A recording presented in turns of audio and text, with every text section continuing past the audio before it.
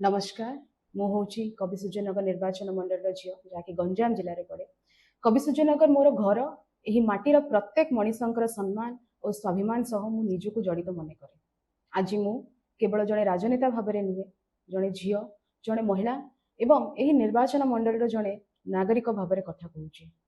आपण समस्ते जानी समग्र ओडिशा से वीडियो देखी जो भली भाव में मंच उपरे जने अंगनवाड़ी कर्मी को जो भाषा रे संबोधन करागला से भाषा अंततः कवि सूर्यनगर संस्कृति नुहे।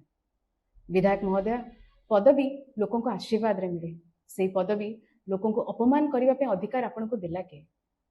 अंगनवाड़ी कर्मी माने आम समाज होचंती गोटे गोटे नीरव सेवक। अंगनवाड़ी कर्मी माने आम पिलांकर भविष्य गढ़ुचंती।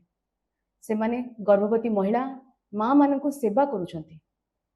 सेमानंकर जदि सर्वजनीन मंचरे एभली भाषा शुणा पड़े तेबे यह केवल सेमानंकर अपमान नुहे, समग्र निर्वाचन मंडल अपमान होइछि आज। एवं ये अपमान उपरे प्रश्न करिसंती आज समग्र निर्वाचन मंडली लोक। आमर माँ भौणी को अपमान करबा पई आपन को ये साहस देला किए?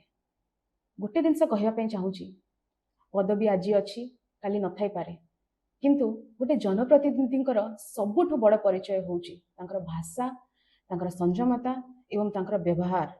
कवि सूर्यनगर राजनीति उपरे भयर प्रयोग आपण करि परिबेनी, सेमान को भरोसा दरकार। एवं आपणकर जो अहंकार नीति चली, जो भली भाव आप स्टेज उपरे छिड़ा हुई महिला को असम्मान करुचंती, सेमान को सेवा मनोभूति न रखिकी ए अहंकार राजनीति करुचंती, ए अपमान कवि सूर्यनगर निर्वाचन मंडल लोक तो अंत सहबे नहीं। आमको अपमान नुहे, सम्मान राजनीति दरकार। मु केवल गोटे कथा कहबी, कवि सूर्यनगर लोके ए अहंकार एवं ए असम्मान केबे भी बर्दाश्त करना ना करिवे आगको। विधायक महोदय कवि सूर्यनगर लोके सबू देखुचंती, सबू बुझुचंती एवं सबू जानुचंती। ठीक समय रे निष्पत्ति नेबे, आपण खाली टिके अपेक्षा करंतु।